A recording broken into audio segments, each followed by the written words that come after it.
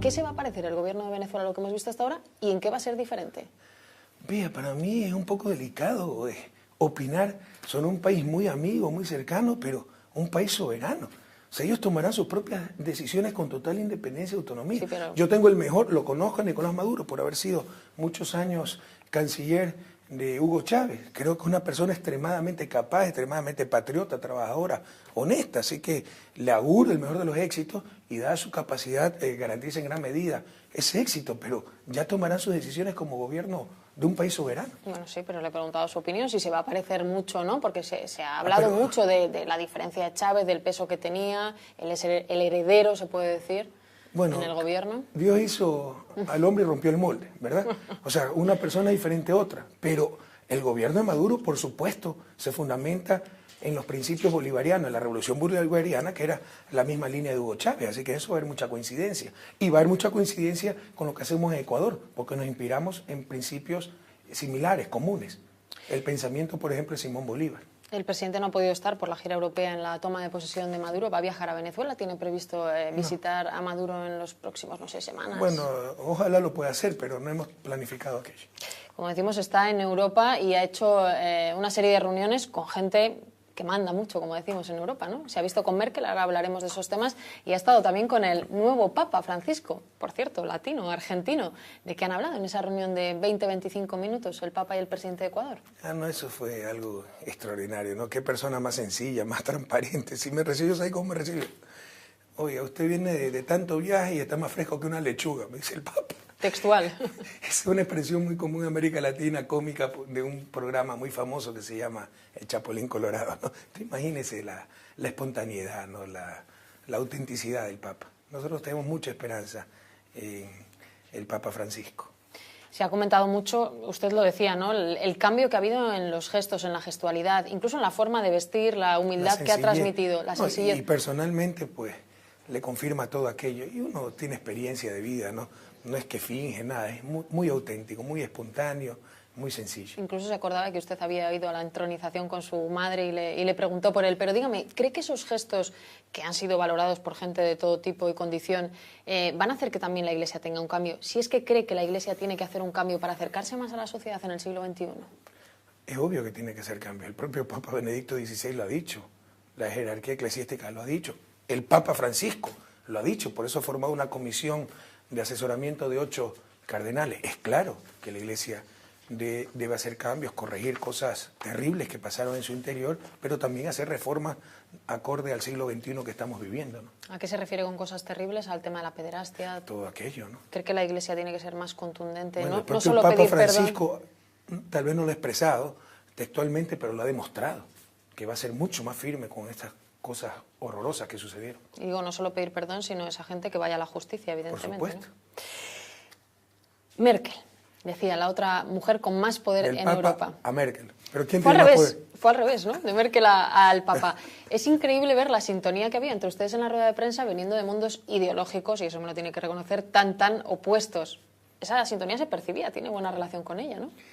Bueno, no es que Correcta. La conozco profundamente, nos habíamos reunido alguna vez en Lima, en una cumbre de las tantas que ha habido, Europa, América Latina o algo así. Pero acá, mire, Merkel es una persona muy franca, frontal, directa, yo también. Ella es una lideresa, yo algo de liderazgo tengo, entonces nos entendimos bien, nos comunicamos bien, pese a que no coincidimos en muchas cosas. He leído que el gobierno alemán califica a Ecuador como el jaguar de Latinoamérica y que a ustedes les había agradado mucho, ¿no? Es una manera de elevar incluso Ecuador por encima de otros países de Latinoamérica por los resultados económicos. Sí, es que los resultados, cuidado, siempre se confunde que tengamos buenos resultados económicos es estar bien. Europa está mal. No, Europa tiene problemas en estos momentos. Pero Europa está acá a nivel de riqueza y en consecuencia capacidad para atender las necesidades de su gente. Y América Latina todavía está acá. Ecuador es de los países que más rápido está avanzando en América Latina. Pero es como estar en una maratón de 30 competidores. Íbamos al último, ahora estamos en el puesto 20. Somos los que más hemos avanzado en puestos. Pero no estamos ganando la maratón, ¿sí me explico? Estamos avanzando rápido. Entonces, todavía no significa que América Latina y particularmente Ecuador esté bien. pero al menos ya hemos empezado y en el camino correcto y a la velocidad adecuada. Es Siempre verdad se puede ir más rápido. Es verdad que hay muchos datos que así lo confirman, el crecimiento que ha tenido Ecuador en los últimos años, instituciones de todo tipo, incluso del Fondo Monetario, que ha mejorado la presión de crecimiento, a pesar de que usted... falta que algunos de sus colegas lo reconozcan, pero a nivel internacional no, lo digo tienen porque que usted es muy reconocer. duro con él. No, yo le insisto, los datos son los datos. Con el Fondo Monetario usted Dígale ha sido eso muy a duro. alguno de sus colegas en Ecuador, porque ni con él, ni a pesar de eso. Bueno, yo no le digo a nadie lo que tiene que Lo pensar, publican.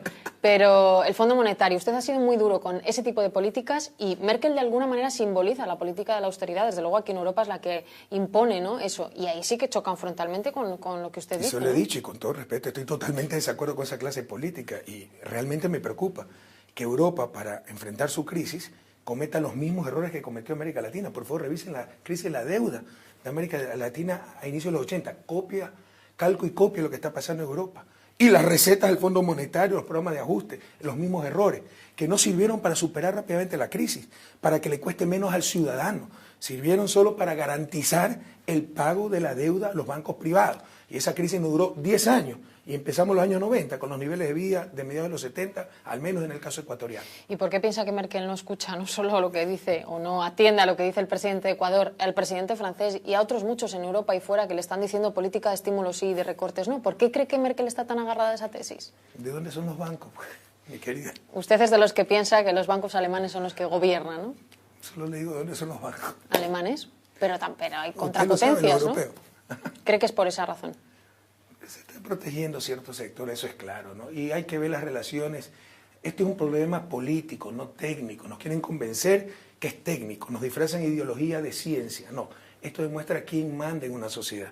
Y lastimosamente la sociedad del siglo XXI, no estoy criticando gobierno, peor aún, presidentes, etcétera. Estoy criticando sistemas. En el sistema imperante del siglo XXI no manda el ser humano, manda el capital y sobre todo el capital financiero. ¿En todos los continentes? En la mayoría de continentes. En Ecuador eso está cambiando y por eso el gran apoyo popular. Ya el pueblo ecuatoriano sabe que en nuestro país, antes mandaban los banqueros, todo era en función de los banqueros. Revise la crisis de los 80, la crisis de 99, que produjo tanta migración.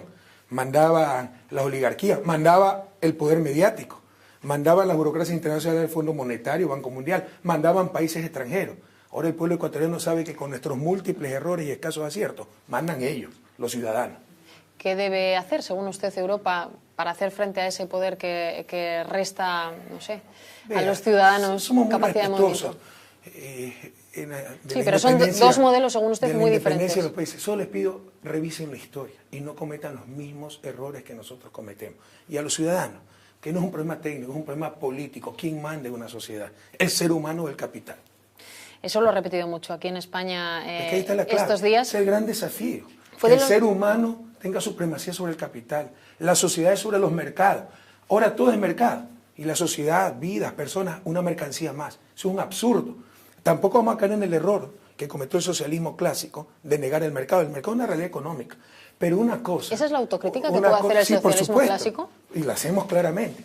Pero una cosa es mercados mandando a sociedades, otra cosa es sociedades mandando a mercados. El mercado es un gran siervo, pero es un pésimo amo. Creemos, como socialistas modernos, en sociedades con mercado, pero no sociedades de mercado. Y ese es el grave problema.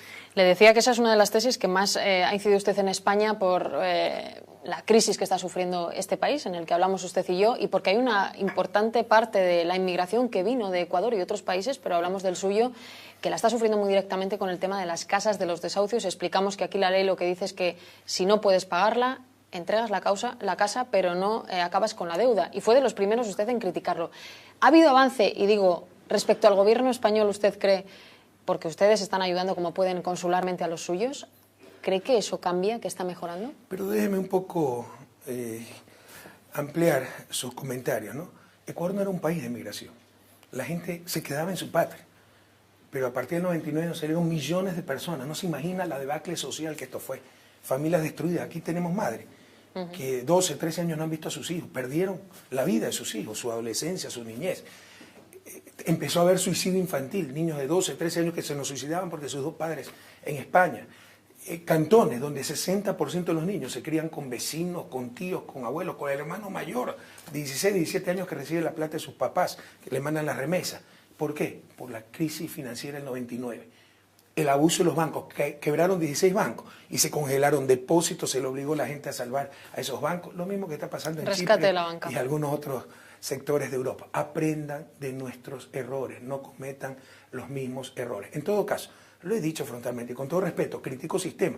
Esa ley es extremadamente antigua, la ley de Sauce. No es del Partido Popular, no es del PSOE, es desde siempre. Pero esa ley es inmoral, pues. El riesgo debe caer sobre el capital, a lo sumo ser compartido. Pero aquí todo el riesgo cae sobre los seres humanos, pero no solo eso, ¿no? Las actitudes irresponsables, oportunistas de la banca, las pagan los ciudadanos. Porque cuando hubo liquidez, y revise la historia, lo mismo fue en los 80, a nivel internacional, ahí sí, aquí al nivel de un país, cuando hubo liquidez, le sobraba plata, buscaban a los ciudadanos, no por solidaridad, sino por el negocio, y buscaban para darle a usted un crédito. Ellos mismos le valoraban la casa. Su casa vale 300.000 euros, la burbuja. Le presto 350.000 para el coche, para los muebles, porque me sobra plata, no porque usted me cae bien. Viene la crisis, se desploman los precios de las casas, la gente pierde su trabajo, es deudora de buena fe, no de mala fe. Y bueno, tiene que dar su casa. Ya qué dolor por una familia entregar su casa. Pero la casa vale 50.000 euros y me queda debiendo los otros 300.000. Es decir, me quedo sin casa y endeudado de por vida. Con todo respeto, yo no estoy criticando el gobierno, estoy criticando el sistema. Sí, pero eso es inmoral y criminal. Y lo diré cuantas veces sean necesarias.